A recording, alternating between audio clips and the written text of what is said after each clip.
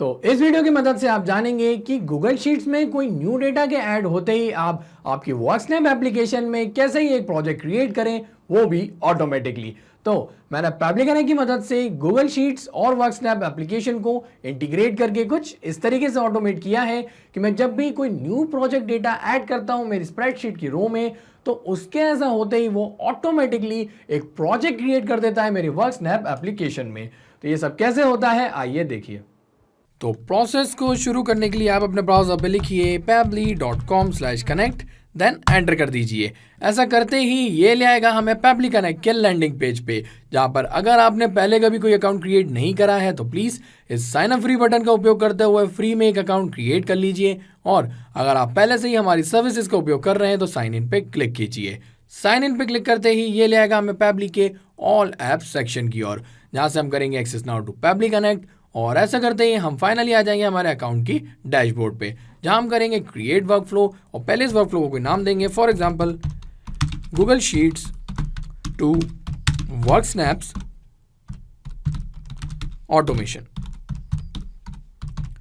आप इसे कोई और नाम भी दे सकते हैं। देन क्रिएट पे क्लिक कीजिए और क्रिएट पे क्लिक करते ही ये ले आएगा हमें पैबली कनेक्ट के ट्रिगर और एक्शन विंडो की ओर, जहां पर ट्रिगर एप्लीकेशन कहती है जब ऐसा होता है। अब क्या होता है, जब भी हम किसी एप्लीकेशन से डेटा रिसीव करते हैं तो यहाँ क्या हो रहा है, हमारी उस पर्टिकुलर एप्लीकेशन से डेटा आ रहा है तो वो बन जाएगी हमारी ट्रिगर एप्लीकेशन। और ऐसा होने पे एक्शन एप्लीकेशन कहती है तो ऐसा करो। अब क्या करो, जो डेटा आपने अपनी ट्रिगर एप्लीकेशन से रिसीव किया है वो एक्शन एप्लीकेशन की मदद से किसी दूसरी एप्लीकेशन में फॉरवर्ड कर दीजिए। तो हमारे केस में क्या हो रहा है, हम जब भी हमारे गूगल की स्प्रेडशीट की रो में कोई डेटा ऐड करते हैं तो हम चाहते हैं उस डेटा के ऐड होते ही हमारे वर्कस्नैप्स एप्लीकेशन के अंदर एक प्रोजेक्ट क्रिएट हो जाए। तो उसके लिए यहाँ पर जो ट्रिगर एप्लीकेशन है वो मैं चूज़ करूँगा गूगल शीट्स को। ऐसा करते ही यहाँ मुझे चूज करना होगा ट्रिगर इवेंट, क्योंकि ट्रिगर इवेंट एक ऐसा इवेंट होता है जिसकी बेसिस पे हम हमारी वर्कफ्लो को स्टार्ट करना चाहते हैं। तो इसके ड्रॉप डाउन में आते हैं तो यहाँ हमको एक ट्रिगर इवेंट दिखता है जो कि है न्यू और अपडेटेड स्प्रेडशीट रो। इसका ये मतलब हुआ कि या तो कोई न्यू रो ऐड हो हमारे स्प्रेडशीट के अंदर या उस रो में कुछ अपडेशन हो, तो उसके ऐसा होते ही यहाँ पर हमारा जो ट्रिगर है वो स्टार्ट हो जाए। तो मैं इसको चूज़ कर लेता हूँ और जैसे ही मैंने यहाँ ट्रिगर इवेंट चूज़ किया, आप देख सकते हैं मुझे एक वेबहुक यूआरएल मिल गया है। तो ये वेबहुक यूआरएल किस लिए, तो वो इसलिए क्योंकि हम जानते हैं कि पैबली कनेक्ट और गूगल शीट्स ये दोनों अलग अलग एप्लीकेशंस हैं, और अगर हम चाहते हैं दोनों एप्लीकेशन के बीच में कोई इंटीग्रेशन हो जिसकी मदद से हम डेटा रिसीव कर सके हमारे गूगल की स्प्रेडशीट का पैबली कनेक्ट की इस वर्कफ्लो में, तो उसके लिए हमें इसका उपयोग करना होगा। क्योंकि वेबहुक यूआरएल एकमात्र ऐसा यूआरएल है जिसकी मदद से हम डेटा ट्रांसफ़र कर सकते हैं किन्हीं दो एप्लीकेशन के बीच में। तो इसके लिए मैं इसको उपयोग करूंगा और इसका उपयोग करने के लिए पहले मैं इसको कॉपी कर लेता हूं। कॉपी करने के बाद मैं न्यू टैब में ओपन करूंगा गूगल शीट्स।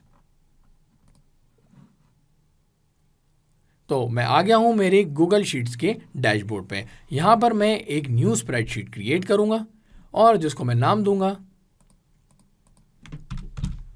वर्कस्नैप्स project data. आप इसे जो नाम देना चाहें वैसा नाम देके आप खुद के लिए भी एक स्प्रेडशीट क्रिएट कर सकते हैं और बड़ी आसानी से ये बन जाती है। देन मुझे प्रोजेक्ट डेटा के अंदर जो फील्ड्स हैं वो चाहिए। पहली field project name, then project description. Okay, तो यहाँ पर एक स्प्रेडशीट मैंने क्रिएट कर दी है with the name Worksnaps project data, और इसके अंदर जो मुझे डेटा चाहिए वो चाहिए प्रोजेक्ट का नेम, और दूसरे जो डेटा मुझे चाहिए वो चाहिए प्रोजेक्ट डिस्क्रिप्शन। अब जब भी मैं चाहता हूँ कि मैं प्रोजेक्ट नेम और प्रोजेक्ट डिस्क्रिप्शन ऐड कर दूँ उसमें, तो उसके ऐसा होते ही ऑटोमेटिकली एक प्रोजेक्ट क्रिएट हो जाए मेरे वर्कस्नैप्स के एप्लीकेशन में। तो उसके लिए मेरे को क्या करना होगा, पहले तो इंटीग्रेशन सेटअप करना होगा। तो इंटीग्रेशन सेटअप करने के लिए आपने देखा था कि मैंने वेबहुक यूआरएल जो है कॉपी किया था मेरी वर्कफ्लो से, तो अब मैं वो ऐड कर दूंगा मेरे स्प्रेडशीट में। तो उसको ऐड करने के लिए मैं जाऊंगा इसकी एक्सटेंशंस में, add ons, then get add ons की ओर। गेट एड ऑन्स में आते ही ये मुझे ले आएगा गूगल के वर्कस्पेस मार्केट प्लेस पे, जहाँ पर मैं सर्च करूँगा एप्लीकेशन जो कि है पैबली कनेक्ट वेबहुक्स। यहाँ पर आप देख सकते हैं ये ऐप आ गई है। इसको देन ओपन कर लूँगा। ओपन करने के बाद आप देख सकते हैं ये जो पैबली कनेक्ट वेबबुक है यहाँ पर इसके आगे अनस्टॉल का बटन शो कर रहा है। उसका रीज़न ये है क्योंकि मैं इसको पहले ही इंस्टॉल कर चुका हूँ। अगर आपने इसको कभी इंस्टॉल नहीं किया होगा तो यहाँ आपको ये इंस्टॉल का बटन शो करेगा, उस पर क्लिक करके आप इसको इंस्टॉल कर लीजिएगा। देन क्लोज कीजिएगा और क्लोज करने के बाद जब आप दोबारा एक्सटेंशंस पे आएंगे तो आपको नीचे मिल जाएगा पैबली कनेक्ट वेबबुक्स का ऐप। इसके इनिशियल सेटअप में जाइए और इनिशियल सेटअप में आते ही आपकी जो सिलेक्टेड शीट होगी, जैसे आप देख सकते हैं इस स्प्रेडशीट के अंदर एक सिंगल शीट है विद द नेम शीट 1। एक से ज़्यादा शीट होती और आप चाहते हैं उसमें डेटा ऐड करते ही प्रोजेक्ट क्रिएट करना, तो वो आप सिलेक्ट कर सकते हैं। और सिलेक्ट करने के बाद आपको यहाँ पर वो दिख जाएगी आपकी सिलेक्टेड शीट। सिलेक्टेड शीट के इनिशियल सेटअप में आप वेबबुक यूआरएल को पेस्ट कर दीजिएगा और ऐसा करने के बाद यहाँ पर आप ऐड कीजिएगा ट्रिगर कॉलम। तो आप सोच रहे होंगे ये ट्रिगर कॉलम क्या है, तो ट्रिगर कॉलम है फाइनल डेटा कॉलम हमारी स्प्रेडशीट का। जैसे कि आप देख सकते हैं कि यहाँ पर जो कॉलम है वो स्टार्ट होते हैं कॉलम ए से लेके जेड तक। इसके अंदर जो कॉलम ए है और कॉलम बी है उसके अंदर मैंने डेटा ऐड किया है। और अगर आप आगे कॉलम सी देखते हैं तो उसके अंदर कोई भी डेटा है नहीं। तो हमें करना क्या है, ट्रिगर कॉलम में ऐड करना लास्ट फिल्ड डेटा कॉलम हमारी स्प्रेडशीट का। तो वो हमारे केस में हुआ कॉलम बी, क्योंकि उसके अंदर है प्रोजेक्ट डिस्क्रिप्शन। तो होगा क्या, प्रोजेक्ट डिस्क्रिप्शन में जैसे ही मैं डेटा ऐड करूंगा उसके ऐसा होते ही यहाँ से जो ये ट्रिगर है ये शुरू हो जाएगा। तो आप भी लास्ट फील्ड कॉलम जो होगा वो यहाँ पर लिख दीजिए। लिखने के बाद सबमिट पे क्लिक कीजिए और सबमिट पे क्लिक करते ही यहाँ पर जो ये आपका कॉन्फ़िगरेशन है वो सेटअप हो जाएगा बिल्कुल सक्सेसफुली। देन क्लोज पे क्लिक कीजिएगा और क्लोज पे क्लिक करने के बाद दोबारा आइएगा एक्सटेंशंस में पैबली कनेक्ट वेबबुक्स की ओर और इस बार ये सेंड ऑन इवेंट के बटन को चूज कर लीजिएगा। जैसे आप इसको चूज करेंगे यहाँ पर ये वर्किंग शो करेगा और वर्किंग खत्म होते ही यहाँ पर आपका जो ये इंटीग्रेशन है वो कंप्लीट होता है।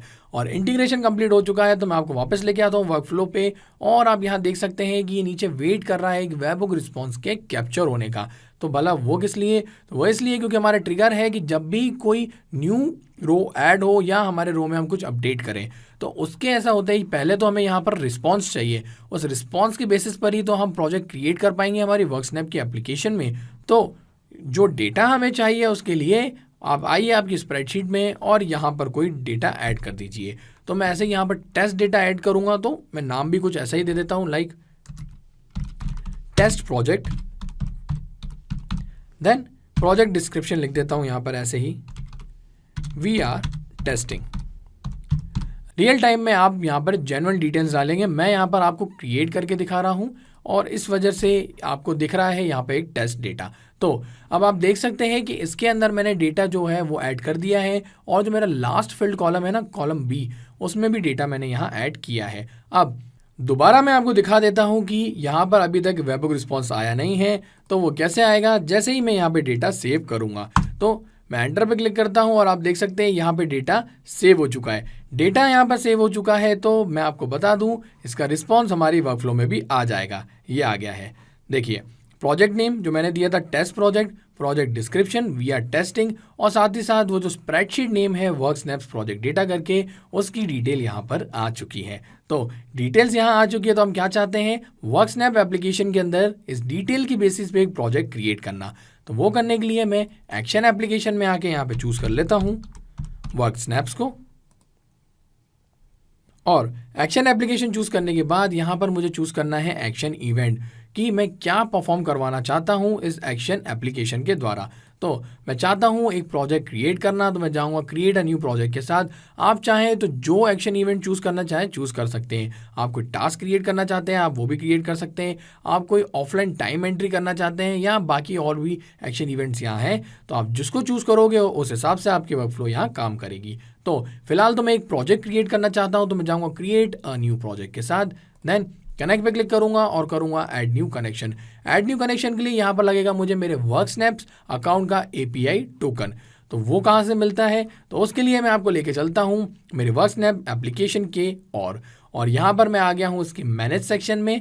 पर मैं जाऊँगा प्रोफाइल एंड सेटिंग्स में। प्रोफाइल्स एंड सेटिंग्स में यहाँ मिल जाता है वेब सर्विस API का ऑप्शन। इसको आप चूज़ कर लीजिए और उसके बाद शो कीजिए आपकी API की। देन API की यहाँ मिलते ही कॉपी कर लीजिए। तो API की मैंने कॉपी कर ली है, मैं इसको यहाँ पर पेस्ट कर देता हूँ। देन यहाँ पर पासवर्ड, तो पासवर्ड यहाँ पर डालने की ज़रूरत नहीं है क्योंकि आप पढ़ सकते हैं यहाँ पे कि पासवर्ड फील्ड को आप यहाँ पे ब्लैंक ही रखिए। तो एपीआई टोकन मैंने यहाँ डाल दिया है। मैं क्लिक करूँगा सेव पे, तो सेव पे क्लिक करते ही आप देखिए विद इन सेकेंड्स यहाँ पर जो मेरा अकाउंट का कनेक्शन है वो हो चुका है। और ऐसा होते ही यहाँ पर ये कह रहा है enter the name of project and enter the description. यहाँ पर जो प्रोजेक्ट नेम है और डिस्क्रिप्शन ऐड करना है, लेकिन जो नेम और डिस्क्रिप्शन है वो मैं यहाँ मैनुअली ऐड नहीं करूँगा, मैं उस डिटेल को मैप करूँगा जो मुझे मिली है मेरे ट्रिगर रिस्पॉन्स से। तो आप सोच रहे होंगे ऐसा क्यों, यहाँ से हम इसको कॉपी भी कर सकते हैं या मैनुअली भी तो ऐड कर सकते हैं, लेकिन हम अगर ऐसा करेंगे तो होगा क्या, हमेशा सेम प्रोजेक्ट नेम के हिसाब से, सेम प्रोजेक्ट डिस्क्रिप्शन के हिसाब से ही प्रोजेक्ट क्रिएट होगा हमारे वर्कस्नैप्स की एप्लीकेशन में, क्योंकि हमने उसको मैनुअली ऐड किया है। लेकिन रियल टाइम में हम क्या चाहते हैं, जब भी हम कोई न्यू डेटा उसमें ऐड करें, हमारे ट्रिगर इवेंट क्या था कि न्यू और अपडेटेड स्प्रेडशीट रो, तो न्यू डेटा डालेंगे तो उसके बेसिस पे हमें न्यू प्रोजेक्ट और डिस्क्रिप्शन क्रिएट करना है ना, तो इसलिए यहाँ पे डेटा को मैनुअली ऐड ना करके हम मैप करेंगे। तो मैप करने से होगा ये, जब भी हम कोई न्यू डेटा ऐड करेंगे हमारी स्प्रेडशीट के रो में, तो यहाँ पर वो रिस्पॉन्स वेरी होकर आएगा और न्यू प्रोजेक्ट क्रिएट हो जाएगा हमारे वर्कस्नैप्स की एप्लीकेशन में।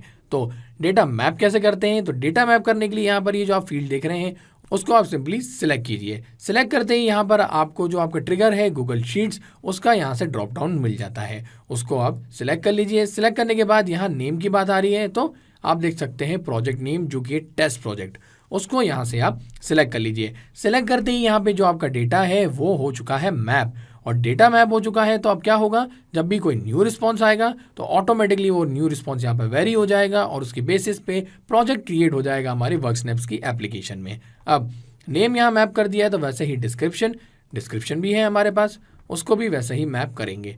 अब दोनों मेन डिटेल्स यहाँ पर मैप हो चुकी है, और उसके बाद मैं आपको दिखा दूँ कि मेरी वर्कस्नैप एप्लीकेशन के अंदर करंट में कोई भी प्रोजेक्ट है नहीं। यहाँ आप देख सकते हैं एक्टिव प्रोजेक्ट्स बता रहा है 0, और इसलिए ऑप्शन आ रहा है क्रिएट करने का आप प्रोजेक्ट। तो मैं आऊँगा मेरी वर्कफ्लो की और क्लिक करूँगा save and send test request पे, तो होगा क्या, इस नाम से और इस डिस्क्रिप्शन के बेसिस पे एक प्रोजेक्ट क्रिएट हो जाएगा। करके दिखाता हूँ। तो save and send test request पे क्लिक करके यहाँ रिस्पॉन्स आ चुका है और स्टेटस बता रहा है 1, क्योंकि एक प्रोजेक्ट अभी क्रिएट हुआ है। प्रोजेक्ट का नेम और डिस्क्रिप्शन यहाँ आ चुका है, साथ ही साथ प्रोजेक्ट का स्टेटस भी पता चल जाता है हमें यहाँ से, जो कि है एक्टिव। तो मैं वापस आता हूँ वर्कस्नैप एप्लीकेशन की ओर और एक बार इसको रिफ्रेश करता हूँ। रिफ्रेश होते ही आप देखेंगे यहाँ पर एक प्रोजेक्ट जो कि है क्रिएट हो चुका है, टेस्ट प्रोजेक्ट, और उसके बाद उसका डिस्क्रिप्शन यहाँ नीचे ही दिख जाता है वी आर टेस्टिंग। और इसको एडिट के अंदर जाकर भी आप देख सकते हैं कि एक जेन्युइन प्रोजेक्ट जो है वो यहाँ पर क्रिएट हो चुका है।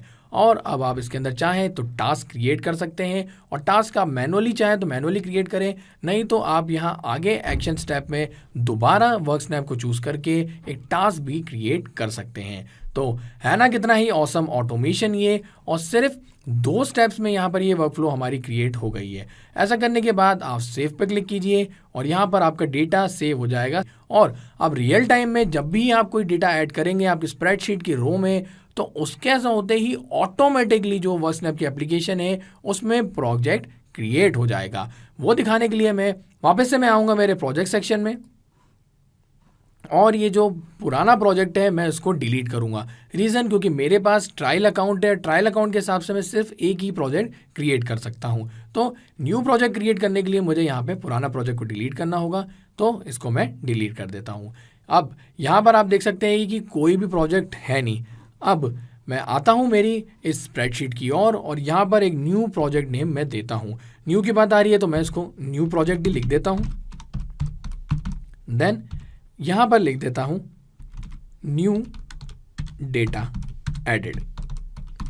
ठीक है, अब यहाँ पर नया डेटा ऐड किया है। पहले आपने देखा था मैंने ये डेटा ऐड किया था और उस रिस्पॉन्स की बेसिस पे save and send test request की मदद से प्रोजेक्ट क्रिएट किया था। बट अब आप रियल टाइम में देखेंगे, जैसे ही मैंने यहाँ पे डेटा ऐड किया है और मैं एंटर पे क्लिक करूँगा तो यहाँ पर एक प्रोजेक्ट क्रिएट हो जाएगा बिल्कुल ऑटोमेटिकली। ठीक है, तो अभी कोई भी प्रोजेक्ट है नहीं। आता हूँ स्प्रेडशीट पे और सिंपली एंटर करता हूँ। एंटर पे क्लिक करते ही आप देखेंगे यहाँ पर ये डेटा सेव हो चुका है और यहाँ हो चुका है, तो उसका ये मतलब है कि ऑटोमेटिकली प्रोजेक्ट भी वर्कस्नैप की एप्लीकेशन में क्रिएट हो चुका है। तो दिखा देता हूँ मैं आपको, यहाँ देख सकते हैं न्यू प्रोजेक्ट आ गया है, यही मैंने नाम दिया था न्यू प्रोजेक्ट, और न्यू डेटा एडेड। और बाकी आप देख सकते हैं ये एक्टिव ही है हमारा प्रोजेक्ट। तो मतलब ये है कि हमारी जो वर्क फ्लो है ये सक्सेसफुली काम कर रही है और ये इसी तरीके से काम करती रहेगी जब तक यहाँ पर ये ऑन रहेगी। आप सब कुछ पब्लिक एनए के ऊपर छोड़ दीजिए। आपको एक बार ये वर्क फ्लो यहाँ क्रिएट करनी है, फिर देखा आपने कि कैसे ही ऑटोमेटिकली डेटा ऐड हो रहा है, हमेशा ऐसा ही होगा। एक और ख़ास बात, ये जो वर्क फ्लो मैंने यहाँ क्रिएट करी है इसका जो लिंक है वो मैं आप सबके साथ शेयर करूँगा और वो आपको मिल जाएगा मेरे इस वीडियो डिस्क्रिप्शन के साथ। तो अगर आप मेरी इस वर्क फ्लो को आपके अकाउंट में फ्री में ओपन करके देखना चाहते हैं तो आप ऐसा कर सकते हैं। और अगर आप चाहते हैं सेम वर्क फ्लो को इंस्टेंटली क्रिएट करना तो आप मेरी इस वर्क फ्लो को क्लोन करके ऐसा कर सकते हैं।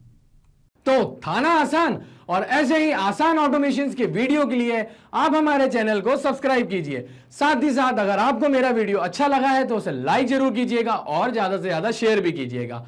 और अगर आपके मन में कोई सवाल तो वो हमें बता दीजिए forum.pabbly.com पे। और एक बार हमारी प्राइसिंग लिंक भी जरूर देखिएगा। इस वीडियो को देखने के लिए आपका बहुत बहुत धन्यवाद।